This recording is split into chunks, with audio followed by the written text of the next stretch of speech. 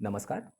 इससे पहले अपन ने हाइपरटेंशन इन प्रेगनेंसी डिस्कस किया था। हाइपरटेंशन इन प्रेगनेंसी में जो ड्रग्स यूज़ होती है, जैसे निफिडिफिन होता है, लाइबेटोलॉल होता है, हाइड्रोलाज़िन होता है, क्लोनिडीन होता है। तो बेसिकली अभी क्लोनिडीन के बारे में डिस्कस करेंगे। अगर क्लोनिडीन का मैकेनिज़्म ऑफ एक्शन देखें तो basically it is centrally acting alpha 2 agonist. उसके वजह से सिम्पैथेटिक एक्टिविटी कम होती है और सिम्पैथेटिक एक्टिविटी कम होने की वजह से हाइपरटेंशन होता है।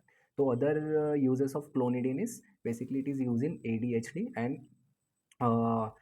पोस्ट मेनोपॉजल फ्लशिंग में यूज़ होता है। तो इसका एडीएचडी और पोस्ट मेनोपॉजल फ्लशिंग में क्या इसका मैकेनिज्म ऑफ एक्शन है, क्यों ये यूज़ हो रहा है, उसके डिटेल में अपन जाएंगे नहीं। Now we are concern about hypertension and why clonidine is use in hypertension, because it is centrally acting alpha 2 agonist और उसकी वजह से सिंपैथेटिक एक्टिविटी कम होती है। अगर इसका यूज़ देखें तो कहाँ यूज़ होता है, तो basically it is use in hypertensive emergency और urgency and it is use in chronic hypertension. अगर हाइपरटेंसिव इमरजेंसी और अर्जेंसी में ये यूज़ हो रहा है तो ये अपन आईवी और आईएम फॉर्म में दे सकते हैं। तो initial dose of clonidine in hypertensive emergency is 0.15 to 0.3 milligram every 3 to 4 hours. Maximum dose आप दे सकते हो 0.75 मिलीग्राम पर डे। ठीक है। अगर क्रोनिक हाइपरटेंशन की बात हो रही है तो ये ओरल इमीडिएट रिलीज टैबलेट होता है क्लोनिडीन और उसका डोज होता है 0.1 मिलीग्राम बीडी।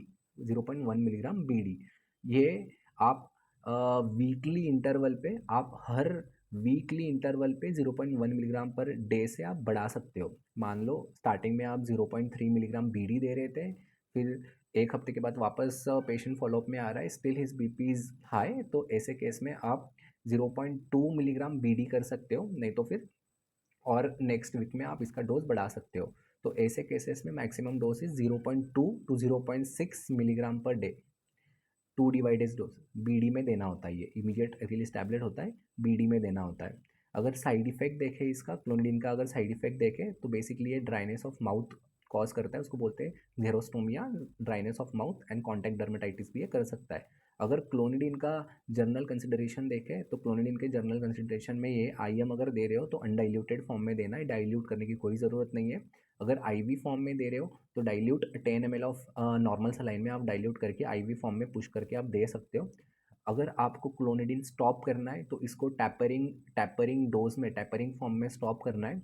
अगर अचानक से आपने क्लोनिडीन का पूरा ड्रग, पूरा डोसेज अगर स्टॉप कर दिया तो रिबाउंड हाइपरटेंशन होने के चांसेस ज़्यादा होते हैं। एंड सबसे इंपॉर्टेंट कि क्लोनिडीन का ट्रांसडर्मल पैच आता है which can be use in chronic hypertension.